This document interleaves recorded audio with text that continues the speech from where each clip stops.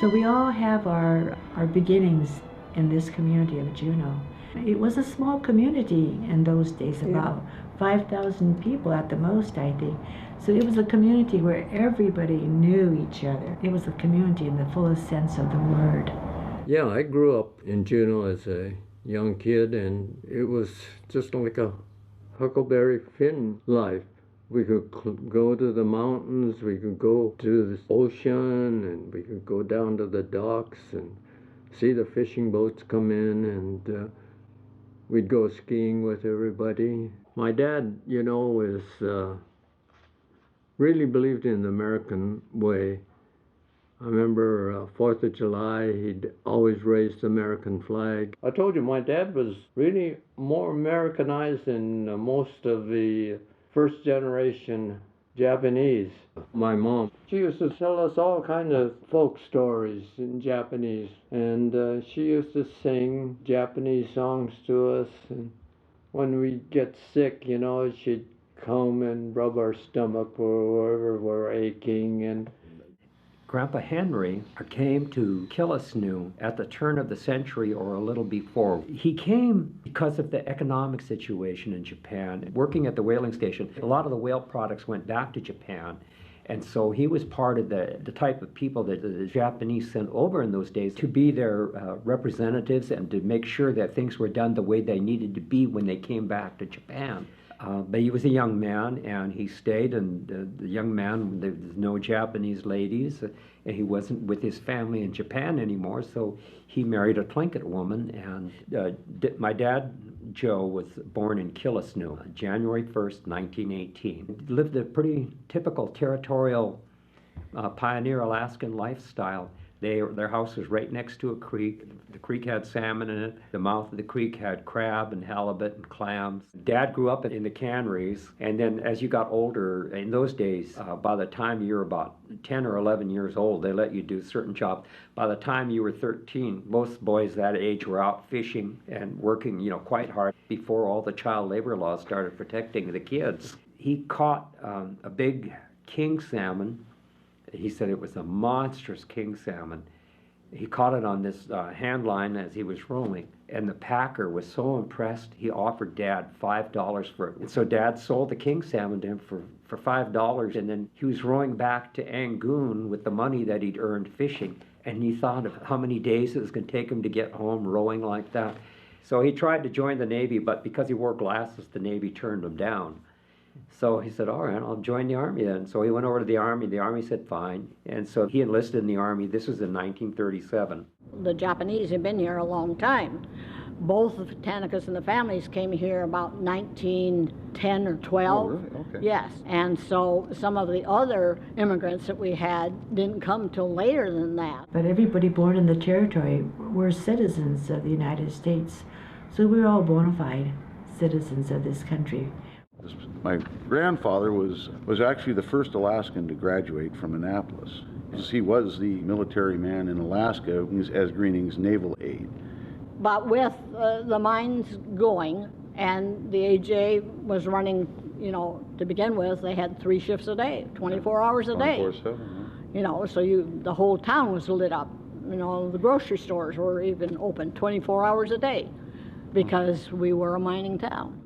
I think when my father chose the location for the City Cafe, I think the thing that was in his mind was by being at the end of South Franklin, it was very close to the mines. The miners would provide a good source of customers. And the mine was in full operation as the mine operated 24 hours. And so consequently, my father kept his cafe open 24 hours. Because I think his idea was, to give good service to these miners. And I can remember as a child, he would have rows, shelves in the kitchen, and all the miners would have their lunch pail up there. And so, the job was making lunches for all these miners too. And they would come in, pick up their lunch pail, and go on to the mines and work. I don't know anybody that worked as hard as my father, because he worked maybe 14, 15 hours a day, 7 days a week. And I remember one time saying to my father, wouldn't it be nice if you closed on Christmas and we could have a holiday together as a family? And he said, yes, but where would all the customers go to have their Christmas dinner? And so that was the end of the conversation. The restaurant was never closed on a holiday while he was living, that is. All the Japanese people that I knew or ever met growing up or were integrated into the greater community. And hardly even socially did they find themselves together. Really, they were just like everybody else. I mean, they were not treated any differently or anything else. I mean, they were just a part of our school life and the town's life, really. I mean, it was just a part of Juneau. My dad and your dad were good friends. Right. His birthday, your dad's, he would give my dad a bottle of whiskey. My dad was a baker. And on his birthday, my dad always had a special cake for him. Right, a special birthday cake. Yep. And my father was always so confident that George would not forget, and he never forgot. One of my father's friends in the early 1930s, Mr. Toyokawa, lived out the road toward Tea Harbor, and he had found an abandoned bear cub. He had taken it home and took care of it, fed it, and tamed it, and it was like a pet. And one of the things that he had taught the bear how to drink beer, he would show photographs to us of the bear with a beer bottle in his two front paws and drinking it. But of course, in time, the bear grew older, and he realized there's no way you can really trust a wild animal to be tame. So he let that cub go back out into the woods. I felt Juneau was my home. All the people would say hello. In fact, the word discrimination, I didn't even know what that meant. Come to think, I never went to a birthday party until I went to John's birthday party when I was about 6 or 7 years old. And, you know, we were poor and we didn't have any money to buy John a present. But my dad had underwear, unused underwear that he was going to give to me. But he wrapped it up, you know, and says, you take this and give this to John.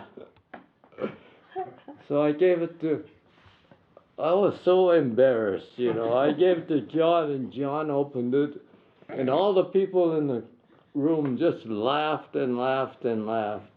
But old John comes over to me, says, thank you. He says, thank you all. I needed this.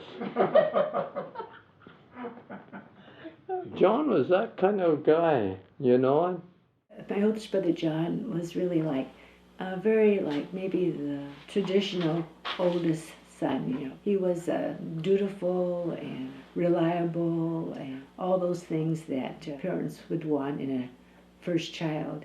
And then my brother Bill came along 2 years later. He came into the world with a different set of genes, and he was kind of rascally. In fact, when he was little, he was playing ball with some friends, and his ball went into the neighbor's backyard. The neighbor wouldn't give the ball back when he went to knock on the door.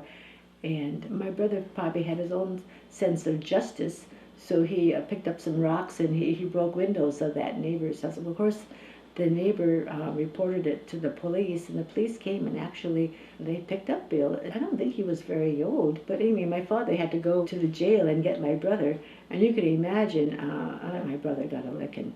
You know. But he had his chores. He did. He would say that, yeah, before school, you know, we had to go down to the cafe and peel a bucket of, you know, a pot of potatoes, or do this or do that, you know. And after school, we had our chores. About my father, he made a comment to me one time. Well, I had asked him, how is it that you never ever returned back to Japan? What was it about this country that you liked and wanted to stay? And he said, well, you know, in Japan, there were a lot of classes, and sometimes you had to bow down to someone that you really, really didn't respect, but you had to do it because that was the thing to do.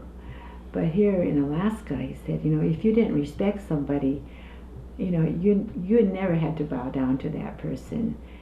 And it seems to me Skip was involved from the time he got to high school, and I think John was too. They had been involved with all the photography stuff for both the Jaybird, which was a news magazine for the high school. They were the ones that took the pictures for the annual, for the totem, and it was just a given that, if there was going to be pictures, it was going to be either John or Skip. We were told that John and Skip McKinnon were in charge of the annual for that class 1942, but there was not enough money to publish it. So John asked his father for some money, and Skip asked his father for some money, so they were able to put it out. I had never heard that story, but when we visited with Ham Kumasaka, this is the story he told us. And so I said, oh, well, I don't know that story. So Mary and I always have this running thing about validity, so If she wrote the history book, there would be very little in it. Because so little would be verifiable. It would be very interesting if I wrote the history book. The military would communicate and send messages in a code to the governor by telegram. And I was the keeper of the code. I was the only person besides the governor who knew that this code existed. And I had to go in the vault and close the door. And I was told not to talk about it and not to reveal any of that information. My mother bought a cabin at Lena Cove. And it was a lovely little spot out there on the beach. But on December 7th of 1941, which was a Sunday, and we'd had a very large snowfall that weekend, really heavy, we decided to go out and check on the cabin. Got out there, took a look around, everything was good, but the snow was great, fresh, beautiful, white, lovely, big flakes.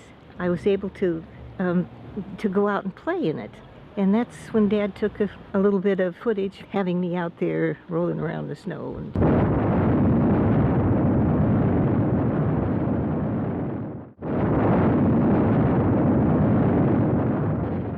I played the organ in the Lutheran church. I heard the phone ring during the service, and after the end of the service, one of the ushers said that I was to call the governor's office, and it was the governor's secretary, and who had left this message, and which was very unusual on a Sunday morning to get a call left for me at the church to call the office. And I went to the minister's office and used the phone and called. And Stella Draper, who was the governor's secretary at the time, she said, "Get your ass up here, we're at war." And it was unbelievable. I mean, it was like, what? The church was just a couple of blocks down, so I was up there, and immediately the governor needed to answer a message from Fort Richardson, and that was the beginning of the war for us. We got back, changed, and went down for a dinner appointment with our neighbors, and when we walked in, they had very long faces. What was going on? The Japanese had attacked Pearl Harbor. Well, Pearl Harbor happened on a Sunday, and we got the news over the radio, I think. The Japanese airplanes that attacked the Hawaiian Islands was probably a suicide force which did not expect to return to base. Ladies and gentlemen, 5 minutes ago, the Navy Department from Washington informed me that they are appealing to all men between the ages of 17 and 50 for enlistment in all branches of the service. I repeat, all branches of the service. The Army has banned all commercial telephone service with Alaska. It was quite traumatic news, and all of a sudden you're so aware of your own ethnicity. We were so aware. Even though I was only 9 years old, I was really fully aware that I was Japanese and was different in that way. I remember the day Pearl Harbor was. I was home in the laundry, and my brother Tom and Mac Morey were up skiing, and they didn't hear about it until they got home that day. And I guess that was probably the saddest day of my life, I guess. Going to school and what have you. I felt kind of queasy, but, nobody said anything bad against me or what have you. I remember hearing President Roosevelt when he addressed the Congress, explaining that the Japanese had attacked Pearl Harbor, this dastardly, terrible, this day of infamy. Yesterday, December 7th, 1941, a date which will live in infamy.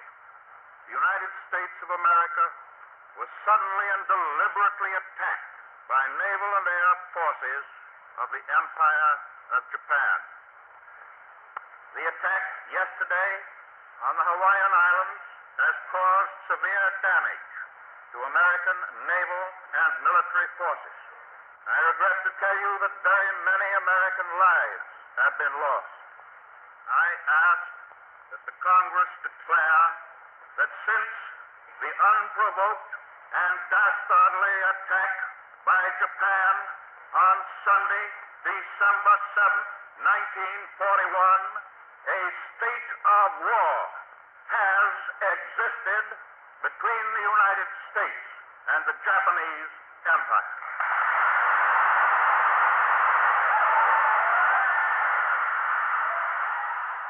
We try to have as normal a life as possible, so naturally we had to go to school the next day on Monday, and I know I dreaded going to school, but I went to school and I was in the 4th grade, and my teacher's name was Miss Foster. Came into class, and as he came into class, one of my classmates, one of the little girls, said something to me in such a way that I was very sensitive to what she said, and so I went to my desk and put my head down and started to cry. Well, when I think back about that little girl, I feel as though she's somebody out of my skin. But Miss Foster came over and I remember put her hand on my shoulder and patted me, and then she made some remarks to the class about being sensitive to what they say, Within a week, I would say, we were told that you'd have to cover your windows and that kind of stuff. And then there was what did they call it? Kind of a guard group that was appointed to go around and kind of check things and be sure people didn't have lights coming out of their windows and things of that sort. I can remember that feeling of having to do that, so you get a real sense of that the enemy was really out there. It was scary times. Yes. People would panic because what they would do is if a person had the curtain opened or something where light came through, they'd go over there and call out the people and tell them. Well, anyway, they were reprimanded. I was on the civil defense, called CD, because I had the first aid training, and I had been in the military and so on. So my dad was taken away the next day by his good American friend, Mr. McKinnon, I think his name.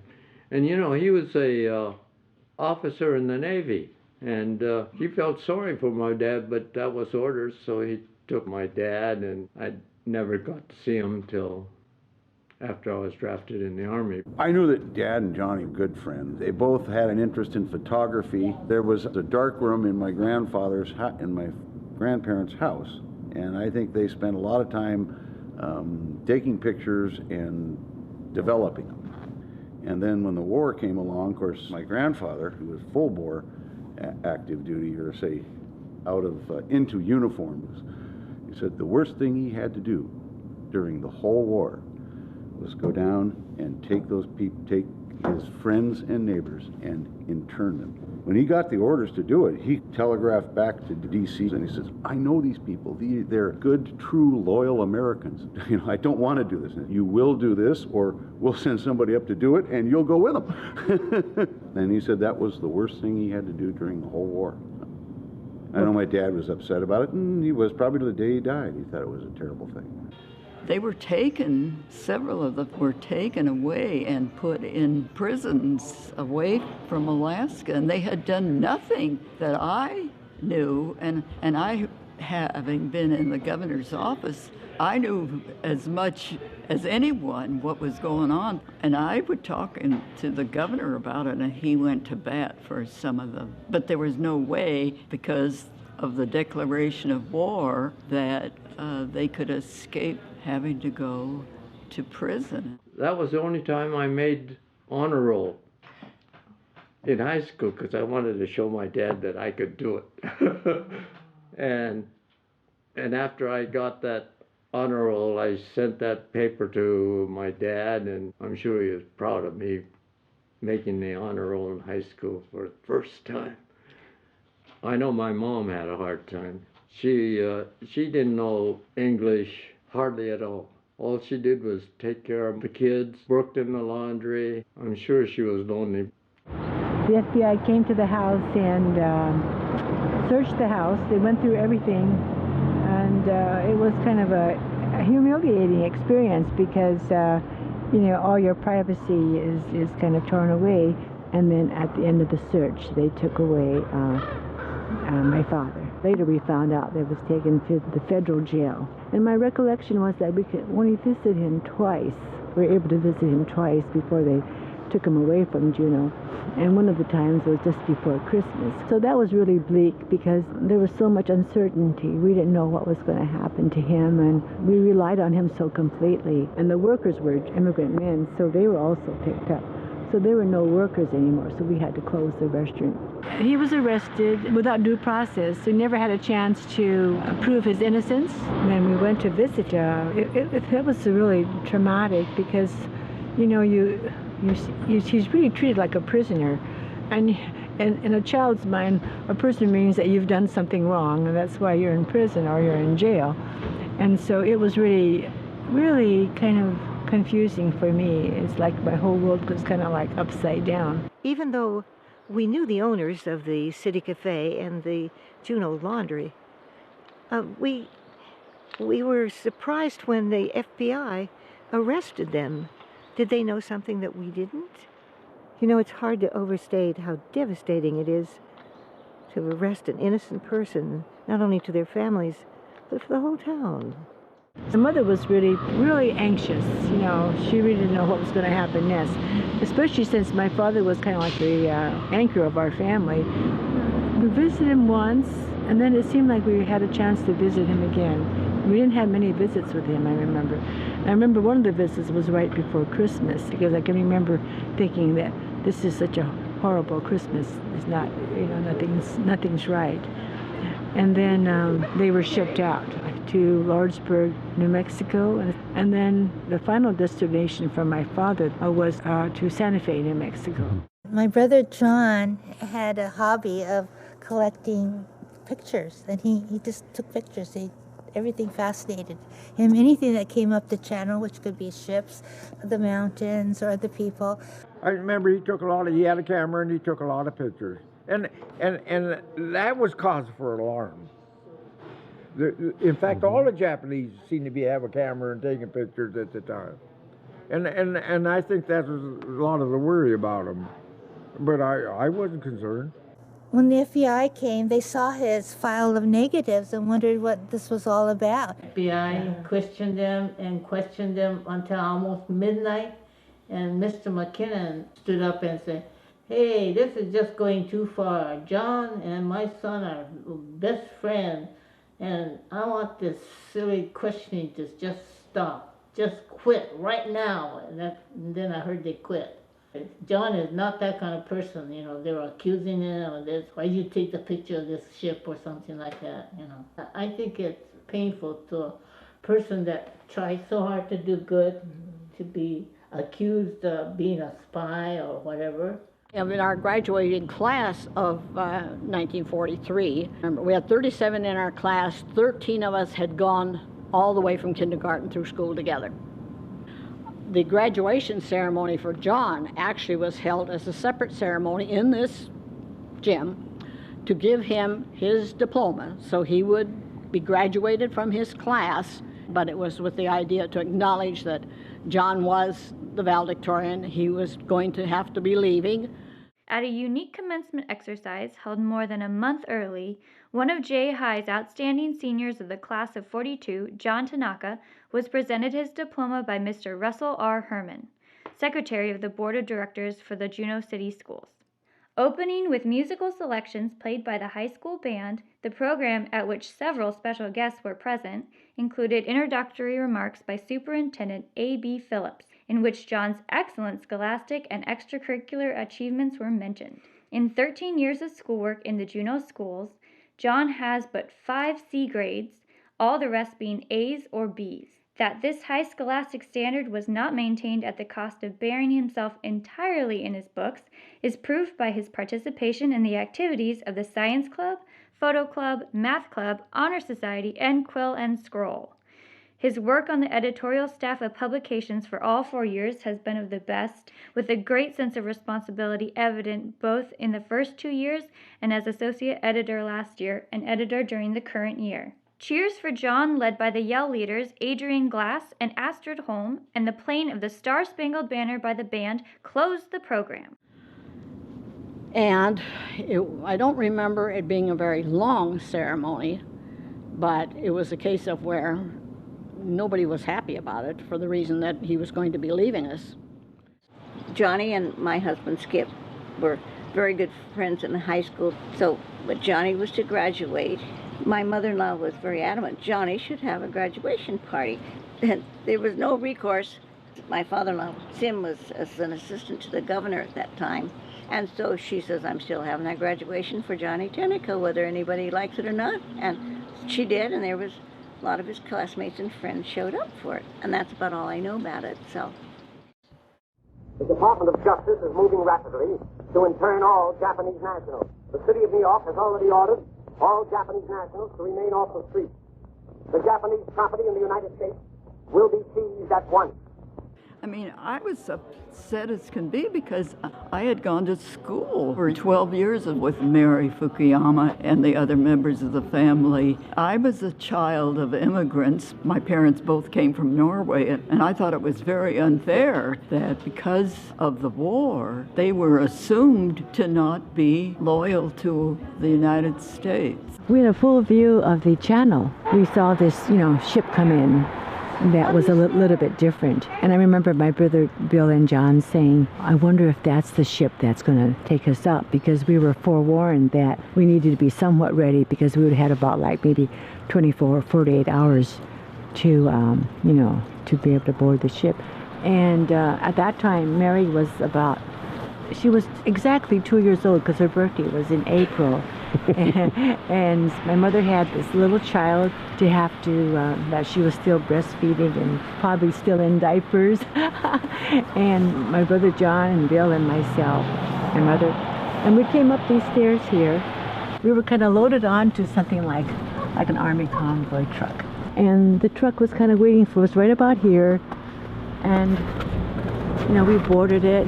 And I'm not sure if the Fukuyama family was already on there already or not, but in the process, the 2 families anyway were on this truck, and some of the workers at the laundry were also transported at that time. And then it took us away to the ship, and then the trucks took us down here.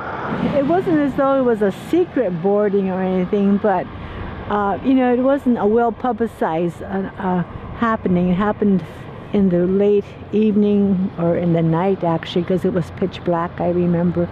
And so we got on the ship over there. I do remember how upsetting it was when we realized that they were going to be treated as if they had committed a crime by being Japanese Americans. Quite a few of us went down and waved and said goodbye. I mean, they were treated like they were prisoners, not a happy time at all. And it was hard to believe that they were going to be put away in some kind of a prison. That was the thing that my friends and I were upset about. At one of my class reunions, well, Mr. Lewis, who was my art teacher, was in the National Guard at the time, and he felt really bad because his job was to escort the Japanese onto that ship, and they were his friends. So he just felt really bad. I didn't know what to say. It was something he just didn't want to do. And then the ship went down along the coast, stopped in Petersburg, Wrangell, Ketchikan, and picked up other people. My mother was Clinton Japanese, but she had a choice. Since she had four children, and since she was Tlingit, and she had a choice of going or staying. Okay, my mother's brother's wife went. She was Tlingit. She went to the camp. So there was a choice on the woman's side whether they were going to go, but they were told they were going to be together. But they separated them.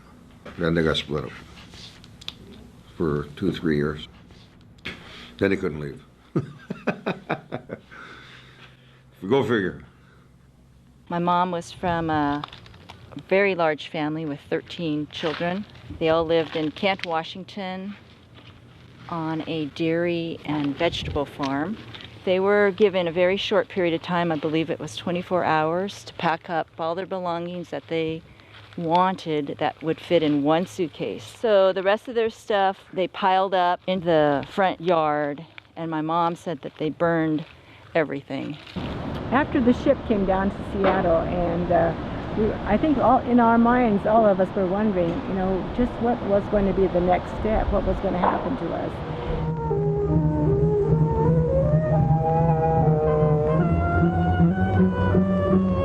Now they were taken to racetracks and fairgrounds where the Army almost overnight had built assembly centers. They lived here until new pioneer communities could be completed on federally owned lands in the interior.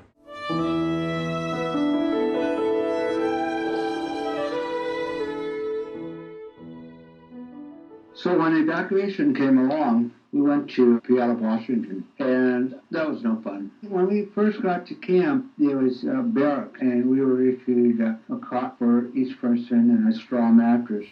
This is where we are right now, at the Puyallup Fairgrounds, and they had turned a portion of the fairgrounds into a temporary assembly center, and they called it Camp Harmony, which was kind of an odd name for our experience. So here we are today.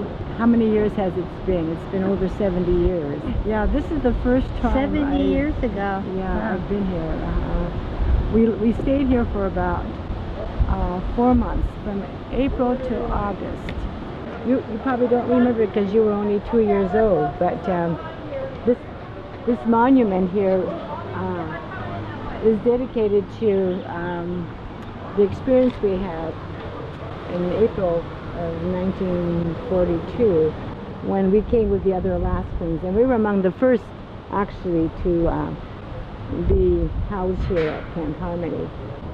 And the partitions between the rooms didn't go all the way up to the ceiling. They were about a foot from the ceiling. So you could hear everything that was going on with the next family in the next room. So there just was completely no privacy.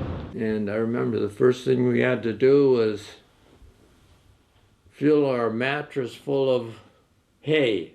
But once they got to camp, they ate a soupy gruel every day and other foods that did not agree at all with their system and what they were used to. So the sanitation there, mainly the outhouses, were not private at all, and there were multiple outhouses without separating stall walls, and people had a lot of diarrhea and other gastro problems, and that was humiliating, obviously, for them. I think I didn't understand the full traumatic experience of it, because I still had the family around me, except for Papa. He was gone. Oh, Bill was a sophomore in high school, and so he had this friend, Tony Del Santo, that had moved to Renton, Washington, I think just before the war started. And so when Bill found out that we were coming here to Camp Harmony in Puyallup, I guess he wrote to Tony and said that we were coming to Washington. Tony wrote that he and his mother were going to come and visit us. So the whole family waited at the gate, and then sure enough, there came Tony and his mother. So we were all just so happy to see someone from home. But one of the nice thing about it was that Mrs. Del Santo had baked this chocolate cake, and you know, just imagine a chocolate cake. Here we are in camp, and you know, probably hadn't seen anything baked for a long time. And then certainly I don't know how high the gate was, but she was able to pass this chocolate cake over to us, and that was such. It wasn't just a cake, but it was the memory of support too. That you know, that they came all the way to see us. It might have been something like this. Oh yeah, good. What did you say? Because I remember we could see the people on the other side. Let's pretend like this is a chocolate cake, okay? And this is Mrs. Del Santo passing it over. Maybe Oh, it was Tony. wow. And not, yeah. Oh. And that we were on the other side getting that cake. Wow. It must have been weird to have this fence between you. Well, it was. It was weird. It was, I mean, it's hard to explain the feeling of being a prisoner. But, yeah, even as a child. With 4 kids, it was pretty tough for her. You know, living in a 1-bedroom place, and we were, you know, taking 4 kids on a boat ride, you know, getting evacuated from Petersburg on a ship and ending up in Seattle and not knowing a lot of people that were there except a couple of Japanese families that were there from Petersburg, and not really it took a while to get to know anybody. And then I forget how long she said we were in Puyallup, and then she was pregnant, and then my brother was born, and then she had a newborn. So we were pretty much an enclosed family, because it was, you know, with 4 kids and a mother. You know, we didn't get out and get away very far. It's hard to remember the mood of the country at that time. The U.S. was losing the war. Alaska was about to be invaded, and there were thousands of American military that had been made prisoners of war during that same period of time. Hatred against Japan and against all things Japanese was running very high. In other parts of the country, many parts of the country, the feeling was anyone who tried to help any Japanese American, for whatever reason, was referred to as a Jap lover, that everyone was ostracized who even attempted to be kindly toward the Japanese. And in Juneau, you know, John had grown up here. And turning John Tanaka, who was about to graduate from high school as a valedictorian of the class of 42, didn't set well with any of us. A lot of the school kids here had been together a long time. The big thing then was the fact that at our actual commencement exercises that year, there was an empty chair on the platform, which was for John.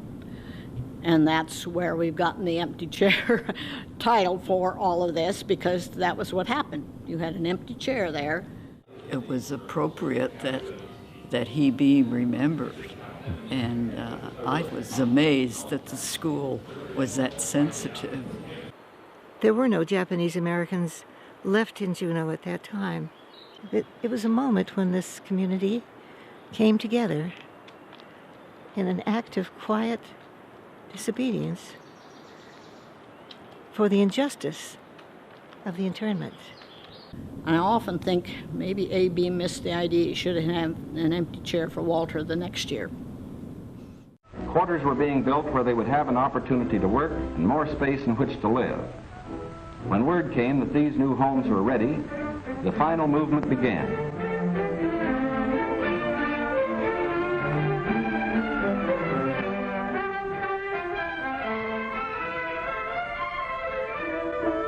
At each relocation center, evacuees were met by an advance contingent of Japanese who had arrived some days earlier and who now acted as guides. Naturally, the newcomers looked about with some curiosity. They were in a new area, on land that was raw, untamed, but full of opportunity. Here they would build schools, educate their children, reclaim the desert. From there we went to Minidoka. I started asking questions about what the guards were doing. And I remember one time I asked him, and he said, well, they're here for protection, you know. And I said, well, they're protecting who? Because if they could be protecting us, why are the guns pointed in instead of out?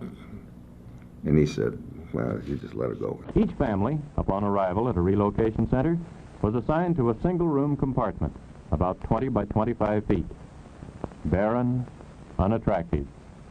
A stove, a light bulb, cots.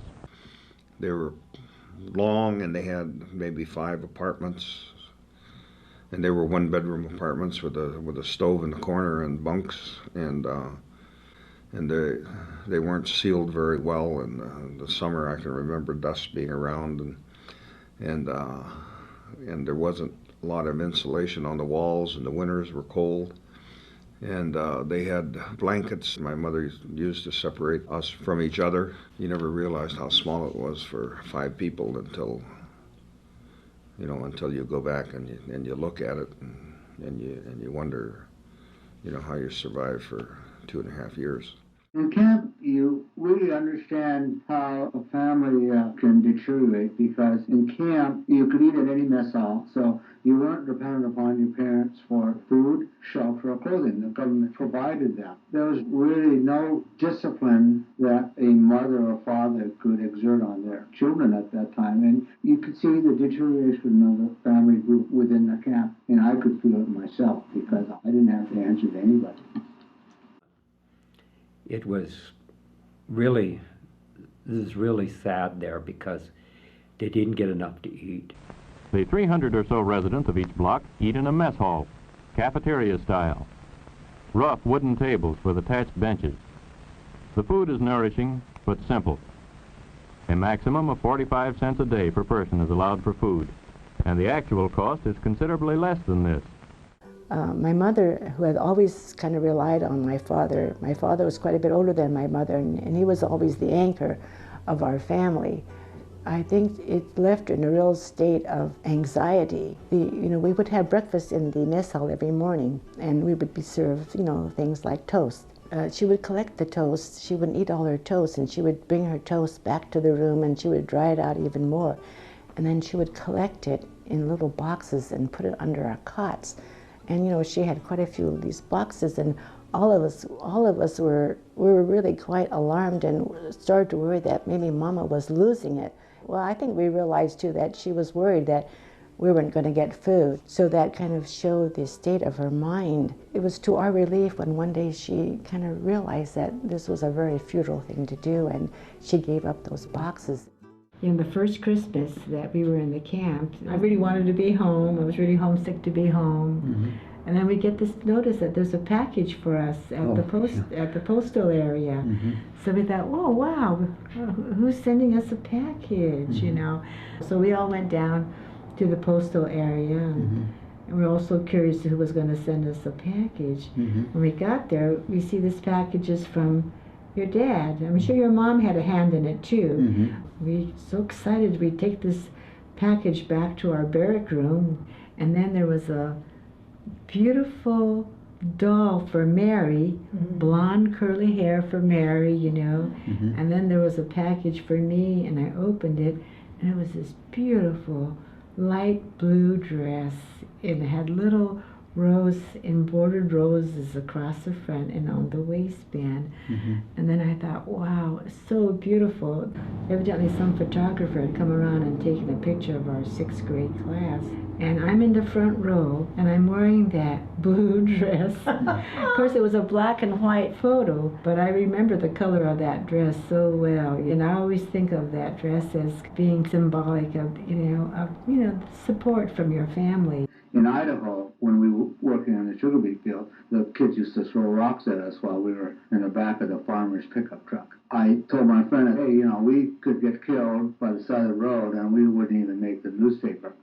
M. E. Monagle, being first duly sworn on oath, deposes and says that I hereby petition Honorable Francis Biddle, Attorney General of the United States, to release S. Tanaka from the Lordsburg internment camp and permit him to join and live with his wife and children at the Minidoka War Relocation Project. Mike Monagle, a Juneau attorney, spearheaded an effort to locate prominent Juneau citizens who attested to the fact that Mr. Tanaka was innocent and was loyal to the United States. He was able to get a number of affidavits to that effect. I, Roy Rutherford, being first duly sworn, say, Tanaka, so far as I could observe, has always been loyal to the United States. I do not believe that he is dangerous to the United States or would do anything detrimental to the welfare of the United States. Dave B. Femmer. This was his chosen country because he liked it better than any other country. Signed, Cash Cole, former Speaker of the House Alaska Territorial Legislature. I was a Deputy United States Marshal with the Department of Justice in Juneau, Alaska. I now am President of the B.M. Barron's Bank. I believe that he and all the members of his family are loyal to the United States. J.F. Mullen, 5th day of November, 1942. Mr. Monagle, our lawyer, he was a really, really good guy. And he took care of everything. That's why my dad still had the laundry building. He had collected rent on the person that took over the laundry building. Upstairs was rented out to the USO. He put it in the bank for my dad. About 1944, the government started giving permission for people to leave the camps to go to the Midwest or back east. They couldn't go back to the West Coast. So if you could get a sponsor, someone to have promised you a job. So a lot of young people left the camp. This is my brother Bill. And so my brother left and went to Chicago. He left as soon as he finished high school in camp. So by that time, my father had come back to Minidoka. He was able to, they released him from Santa Fe to Minidoka. Oh. So that was really great. So we had a nice reunion as a family. In 1943, I think it was, while we were in camp, the Army formed the 442nd Infantry Unit. And it was going to be composed of all the Nisei, the Japanese American boys. And so they came into camp and called for volunteers. And in Minidoka, actually, there was a huge number of boys that volunteered, and my brother John really wanted to volunteer. He just, I think it was so important to all those young men to show that they were loyal American citizens. And my mother got so emotional and just pleaded with him not to do that, because already our father was separated from us, and she relied on him quite a bit. The idea of something happening to him was more than she could bear, and so we were all in this one barrack room, and I have real big, strong memories yet of them arguing back and forth. He pleading with her, and she pleading with him, and then finally, at the end, though, he relented and didn't. But then when my father was reunited, he came back in 1944, and at that time, my brother John was able to join the Army, and he got his way after all. In 1943, the U.S. government gave permission for the Japanese Americans to be able to volunteer for a segregated Japanese American unit in the Army, and that was the 442nd Regimental Combat Team. This was the 442nd's regimental logo, and it says "Go for Broke." That was the slogan of the 442nd. My father's cousin fought, however, and was killed in action in France. August 21st, 1945. Dear Mr. Ogawa, I have the honor to inform you that by direction of the President, the Silver Star has been awarded to your son, Private First Class Edward Ogawa, Infantry. Citation is as follows. Silver Star, for gallantry in action on 18 October 1944 in the vicinity of Bruyères, France, The platoon of which Private First Class Agawa was a member was assigned the task of occupying an isolated farmhouse in order to secure the battalion's right flank while it advanced against an enemy-held hill. This farmhouse was situated on open, flat terrain covered by enemy fire. As his platoon dashed across the open field to the farmhouse, 100 yards away, Private First Class Agawa ran along the right flank of the group, secured their movement by firing his Browning automatic rifle at 4 enemy machine gun positions which he had previously spotted. By this pinning down of enemy machine gunners, he enabled his platoon to reach their objective with only 1 casualty. After reaching the farmhouse, he placed himself at the strategic position. It was while he was so engaged that he was mortally wounded by a sniper. By this heroic conduct, Private First Class Agawa contributed materially to the success of his battalion's mission. May I again express my deepest sympathy to you in your bereavement. Sincerely yours, Edward F. Witzel, Major General, Acting the Adjutant General. This is called a Senin Body, and it's a sash of 1,000 French tied knots for good luck. Each knot had to be made by a different person. And when when the 442 boys went off to war, the mothers, each mother would get one of these made, make the foundation for it. And so I remember when I was a kid, my mother would send me off to all these different strangers, and everybody was so willing just to put in a French knot, because each knot had to be done by a different person. The purpose of it, it was a Japanese tradition that the 1,000 knots represented the good wishes of 1,000 people. Just amazing amount of bravery and sacrifice that they endured and they went through and willingly, gave up their time and, unwillingly gave up their rights, but kind of, really redeemed themselves by their heroics in the war. No, my father never really did talk about his war experience or very much about his internment until maybe the last 10 years. The first day we went up on the line. The Germans dropped mortars on us, and you just hope the next one doesn't come near you. You hope it goes to the right or left, but then you begin to realize that your buddies are all around you, so if it doesn't hit you, it's going to hit one of them, so you quit wishing. Well, we didn't hear too much about it till after, but there were several that got killed, yeah. I think we ended up in Nice, France when the war was over. We guarded the German POW camp, just like we were in the camp at one time. The barbed wires were the same, the guard towers were the same, only we were on the outside and someone else was inside. So I went into the Army, and my dad says, you just take care of yourself, don't get shot. While Dad was in North Africa, serving as an infantryman in the front lines, the Army Security Agency had found out that he was half Japanese, and so they came to North Africa and they requested that he be brought back to the rear from the front lines. Well, his company commander was a West Point officer and also a regular Army officer from before the war started. He came with him and brought one of his old sergeants with him, one of the old sergeants that had also been in the Army for a long time. He came back and said, what do you want with my man? They asked him why he hadn't told anybody he was Japanese. And he told them, well, I'm half Japanese and I'm half Tlingit. I was raised in the Tlingit way in Alaska. I've always thought of myself as a Tlingit. I know I'm half Japanese, but I've always considered myself an American Indian. So that kind of puzzled them. They had wanted to take him away. But what happened then was, and they asked him if he would sign a loyalty oath to the United States. That's when the captain went ballistic. And he just came unglued and started yelling at them that they weren't going to ask one of his combat veterans from the front lines to sign a loyalty oath.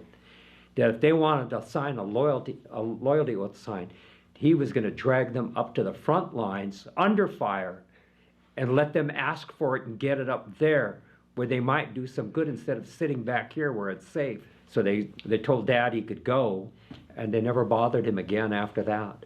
Dad was part of the group that are the ones that captured Berchtesgaden, Hitler's headquarters. They went on down the road a few miles and liberated one of the camps that was nearby. And Dad didn't tell me about the camps, but he did tell Walter Sobolov, Dr. Walter Sobolov, about it, because it was just something he had to talk to a priest about. And Walter said he's still got nightmares when he thinks about what Dad told him. In other parts of the country, the Japanese feeling against the Japanese was very high and very vicious. After they came back from the internment camps, they found their lives as if they had never happened. That didn't really occur here in Alaska, especially in Juneau. We came off the ship. We would get off in this dock here, so we had a very short distance to go to the, Scandinavian rooms. We probably just walked right over there.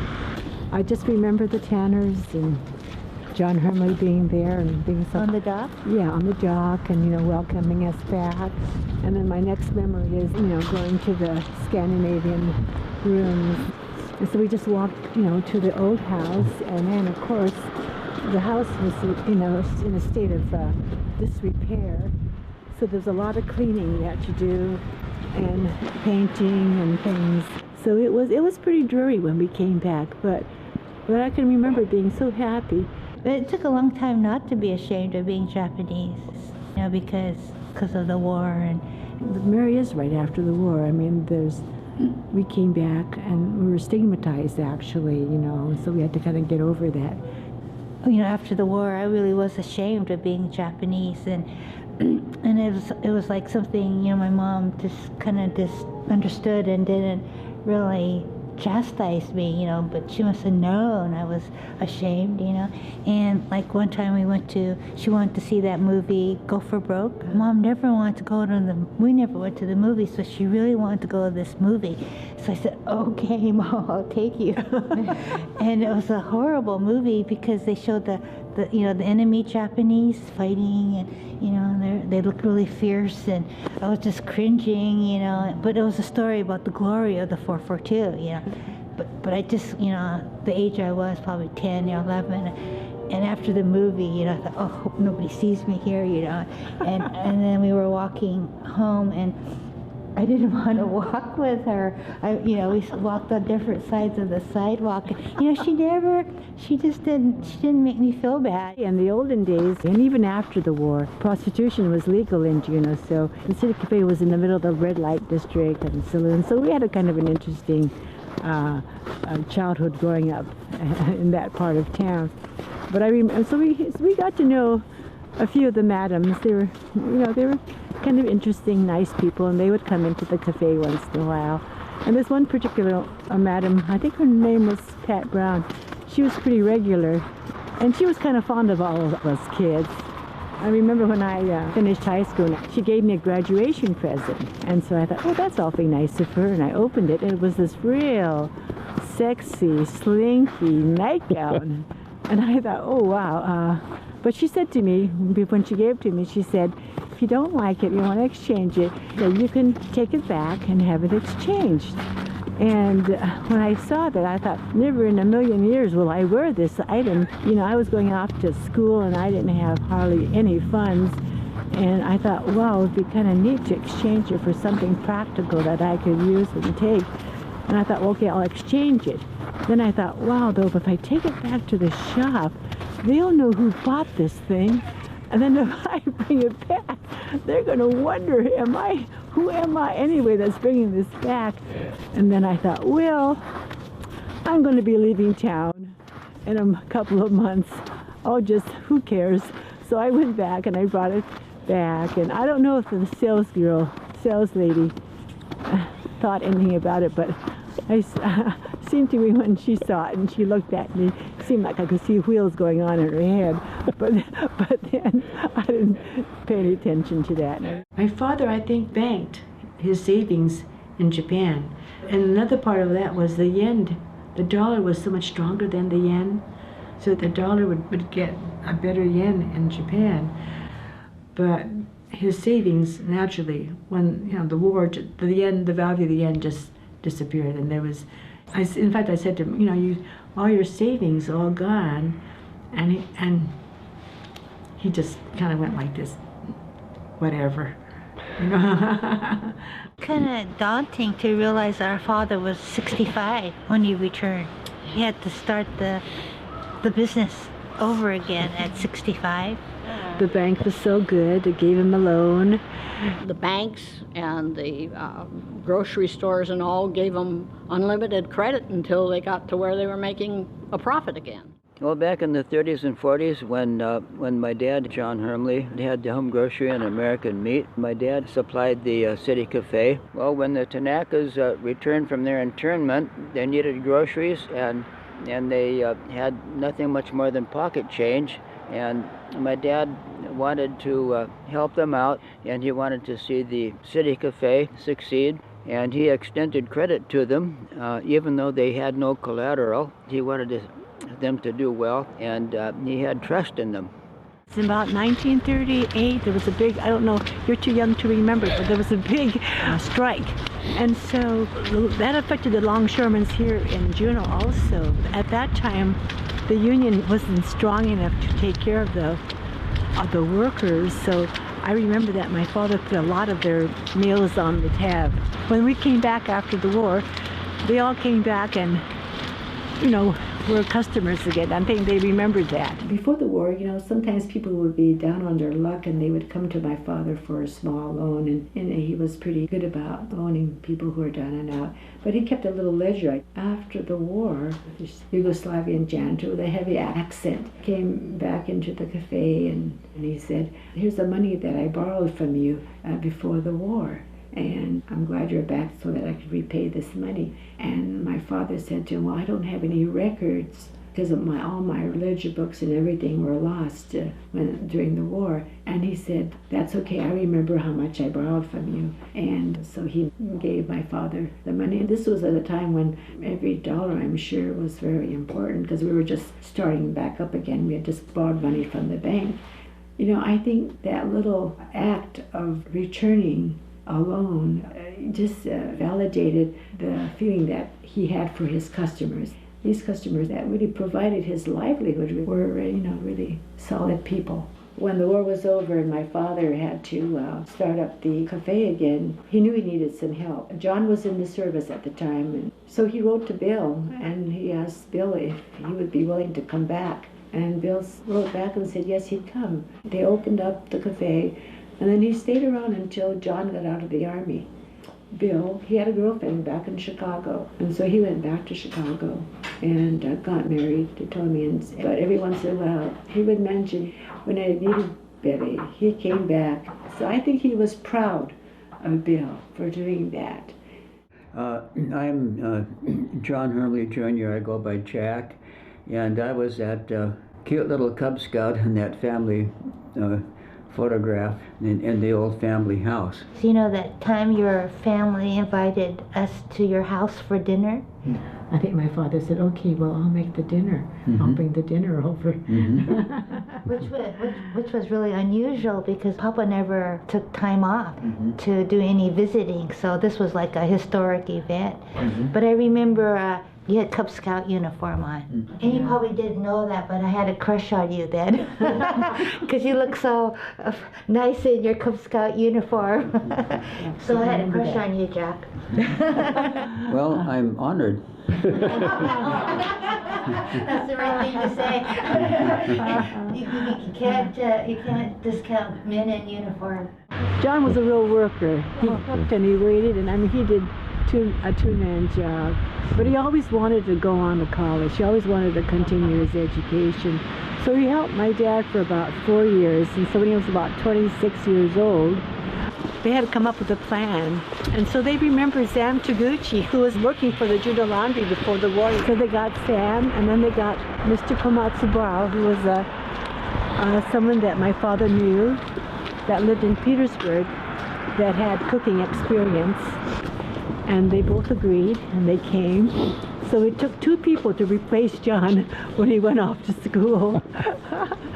And so John did. He left. He was 1950 he left. He was 26 years old and continued his schooling and went all the way and got a medical degree. And I think by that time he was almost 40. He used to come home, when he had time off from whatever phase he was in his medical career. And he used to come home and he would be here and he would work in the city cafe because then everybody go down to the cafe because John's home. Yeah, So- right. I have no knowledge of anybody that was ever put into those camps that were moved out of the West Coast that were ever taken out for any crime or any action against the United States. You know, from my father said he never saw it, and my father and my uncle told their kids, that look to the future, don't look to the past, and that's why they never talked about the past quite a bit.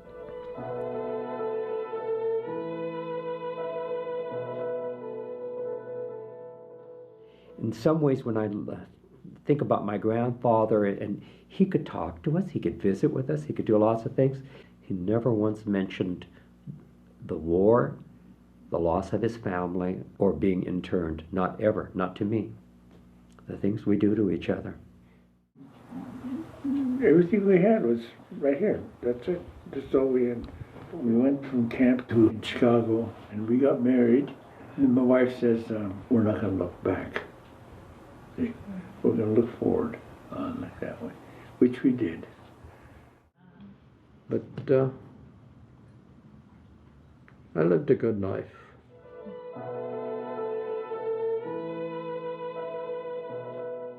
He was always very patriotic, even after all the stuff that happened during the war. And after he passed, we bought a Toyota Corolla. I remember thinking that Dad would never do this, because he would always buy American. So.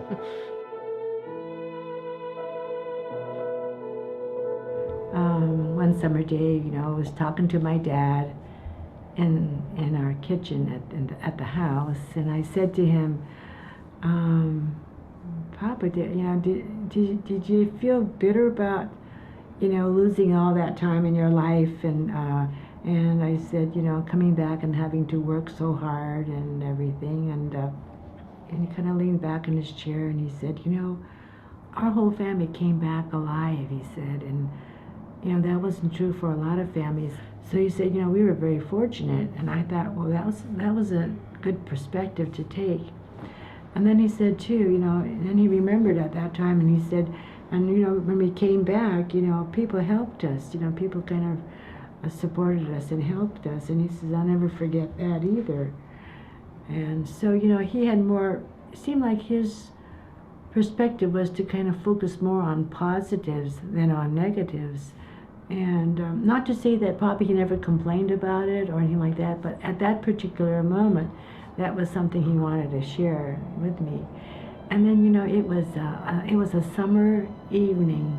So he turns to the window, and just at that moment, there was this beautiful sunset, and he said, what rich man can look out that window and see a sunset like that? I thought, wow, I'll remember that. That's something about my father I'll always remember.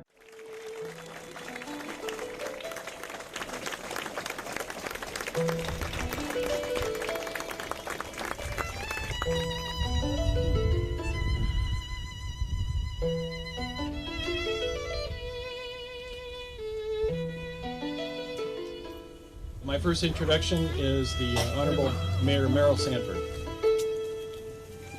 So all of you locals that are here, I want you to shake hands and hug any of these internees who will let you say thank you and welcome home to Juneau, Alaska.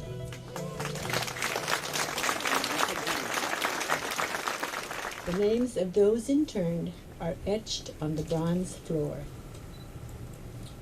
A time may come when these names will be forgotten, but the symbol of the empty chair will remind future generations of the lessons learned from this compelling and poignant story.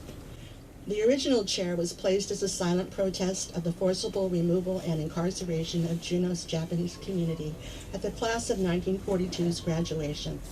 Our fervent hope is that this chair will remind future generations that although sometimes we are powerless to prevent injustice, in the words of Elie Wiesel, a Holocaust survivor, there should never be a time when we fail to protest it. Ideals which were embedded in the pledge we gave to our flag each morning, and which always ended with these same 6 familiar yet still inspiring words: with liberty and justice for all. May these words always ring true. John really deserves this honor. I didn't know John very well in Juneau.